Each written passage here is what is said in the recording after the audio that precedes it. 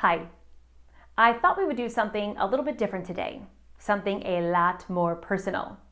If you follow my YouTube channel, you know that I'm a huge proponent of skincare, and I will preach good skincare to anyone who will listen. And in fact, when I finally got on a good skincare regimen a few years ago, I noticed a huge difference. The texture of my skin was better, the appearance of fine lines and wrinkles was improved. But I thought, in all fairness, I needed to share every aspect of my skincare.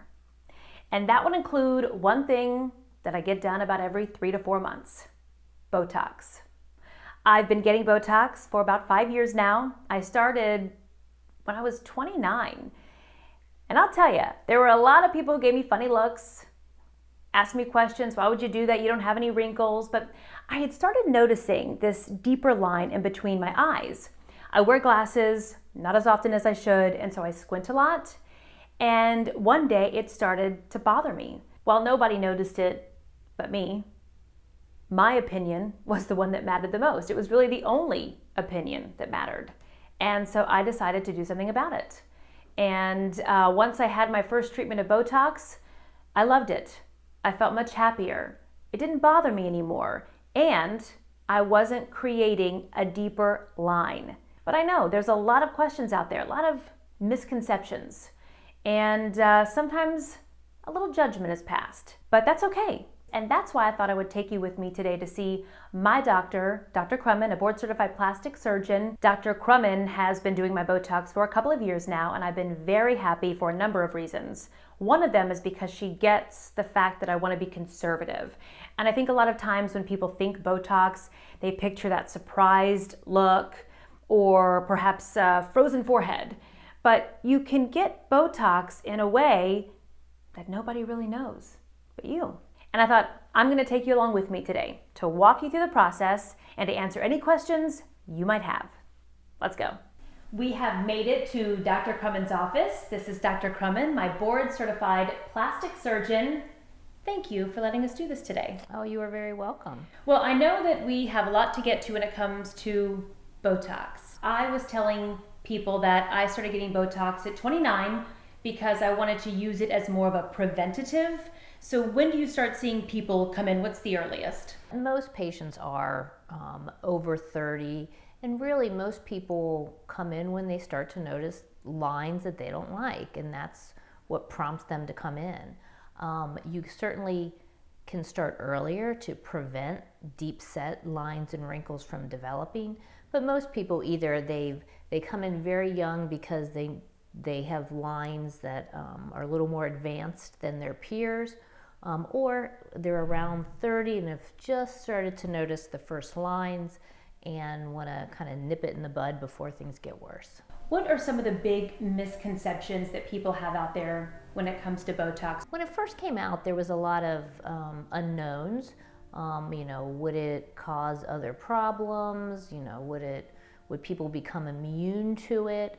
But it really has stood the test of time, and it's a very safe and an effective drug. That's why it's been around for so long and still going strong.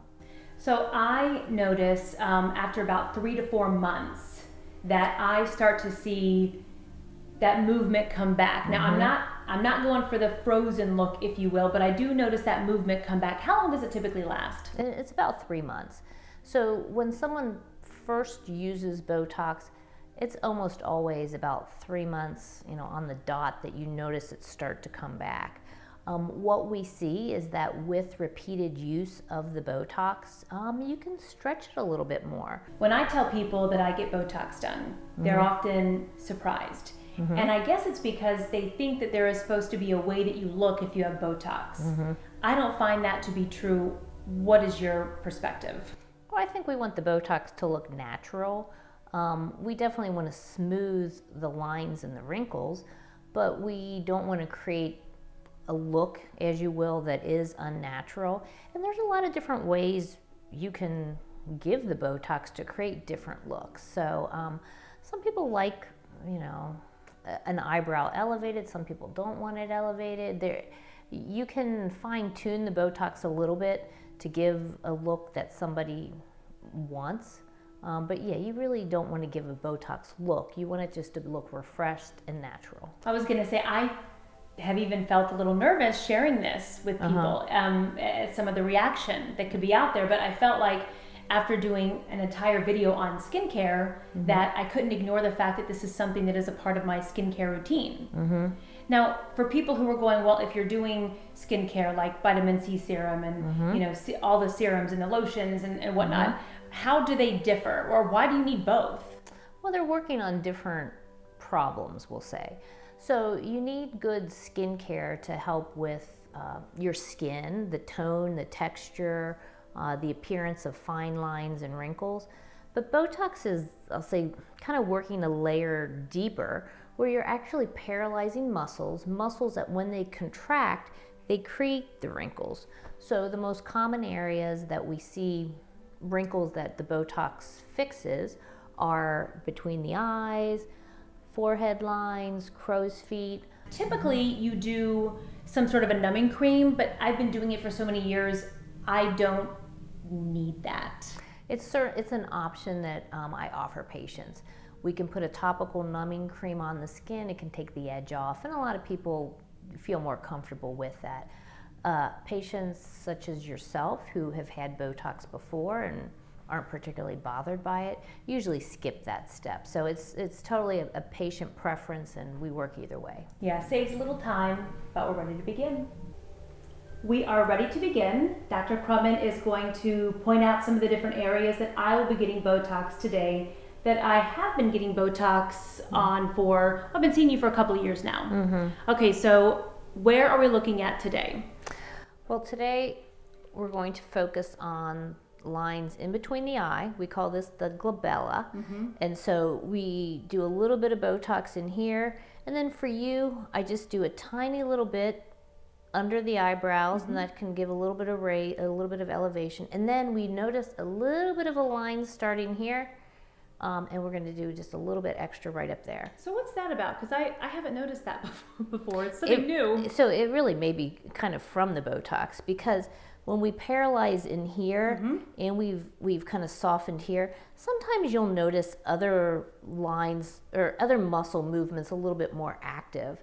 And typically it takes about a week for the Botox to be fully effective. Yeah, we usually say at 1 week you should see full effectiveness. And people can be different, and the muscle areas can be different. You may see it at 3 days, 4 days, 5 days, but by a week you should see the full effect.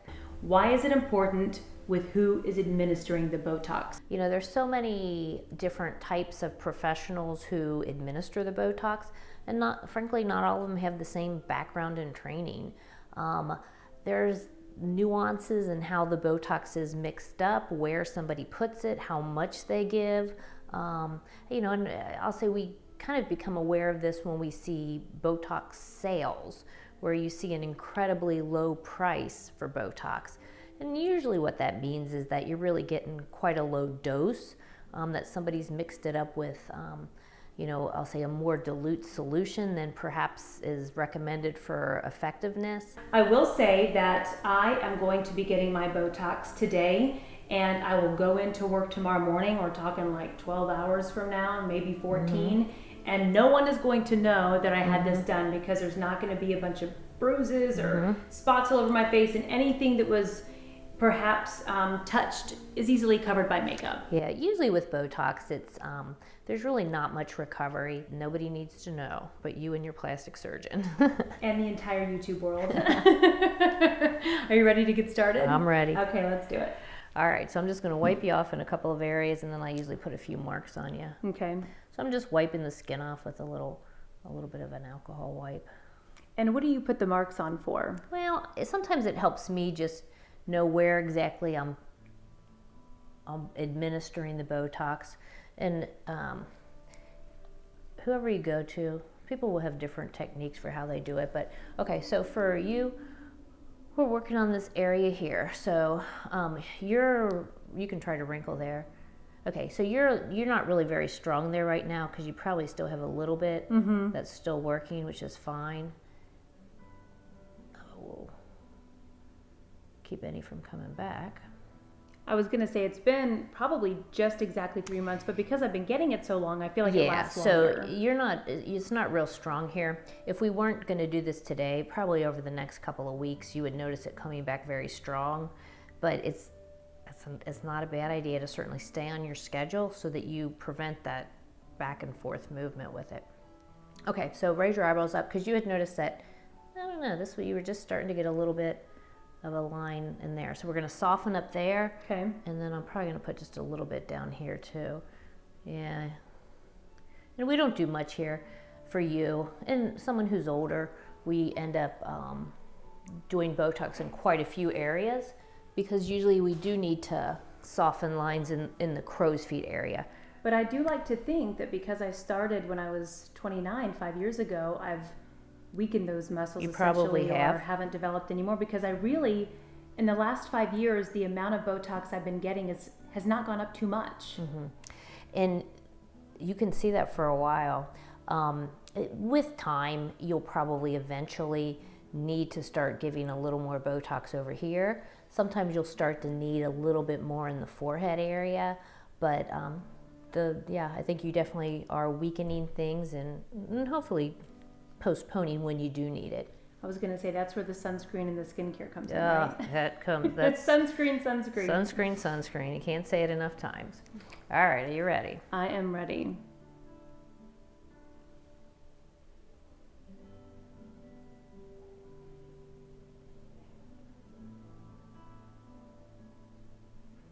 If there's a little drip, that won't hurt anything.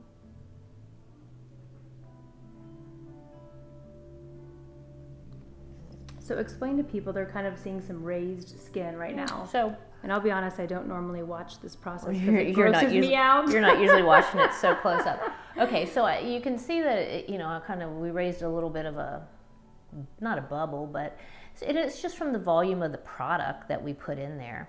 So and that will just absorb and go away over the next hour or two. So that's where I mentioned before that sometimes you will see a little puffiness just from the actual product that went in there.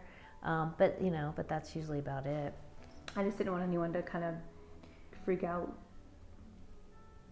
You're right. So when we do it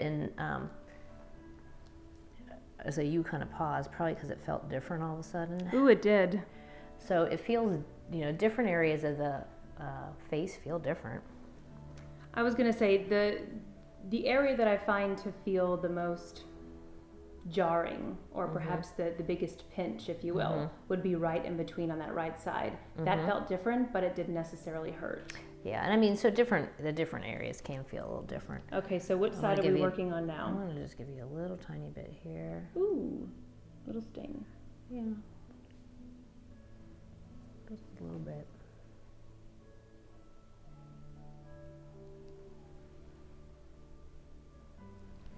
So what I've given you is not what I would call full correction of crow's feet lines, but you don't really need that. We're just giving you a tiny bit there. Here's the main area where we were kind of focusing our correction. And then by adding that Botox at the top. I did that up here just because you were starting to see a little bit of movement here. Probably we've kept this area very smooth, that it's allowed this to start developing some. So we just want to make sure we keep it all in balance. I feel like you stop one place, sometimes you can start another. And it is very true. And and I think that's really where one of the, we'll say the artistry can come in with Botox, is that when you paralyze one group of muscles, you're allowing others to kind of take over. And sometimes that creates a look that we like. Sometimes it's creating a look we don't like. And everybody's forehead can be a little different. So, most of the time, if it's a patient who I've seen numerous times, we know what works and what doesn't. But many times, if it's the first time you're having Botox, a lot of times I might have you come back in a week or two to see how it looks and to see if we need any adjustments. And once in a while, you will need a little adjustment here or there. I would say this is the first adjustment that I've even done probably in a couple years. Yeah, and so, with you, same way. If we notice it's not working exactly how we want it, sometimes you need a little touch here or there.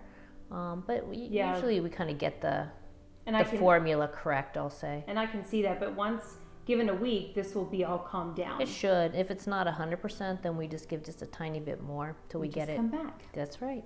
That's right. So there you go. This is the end result. We're done, right? Mm-hmm. Okay, so we're done. That took about, and we were talking during it. Mm-hmm. So that took about 60 seconds, 2 minutes. It doesn't take long to actually inject it. And then usually we'll, if we need a little ice one place or another, we'll do that too. But it's not a very long process, and that's the beauty of the Botox. Mm-hmm. It's a quick fix, but yet it can provide dramatic improvement. Dr. Krumin is adding just a little bit more. I just want to make sure you had the same amount on each side there. Okay. I didn't even feel that. Good. Now, it's been a couple of minutes, and if you notice, you still got the red dots on there.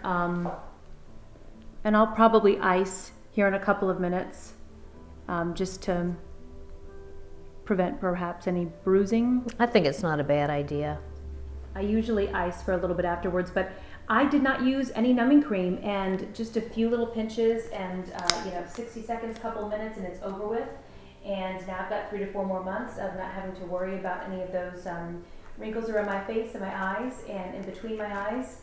And you can see pretty closely, we just finished up, and already I don't see very much. Nothing that a little concealer would not hide.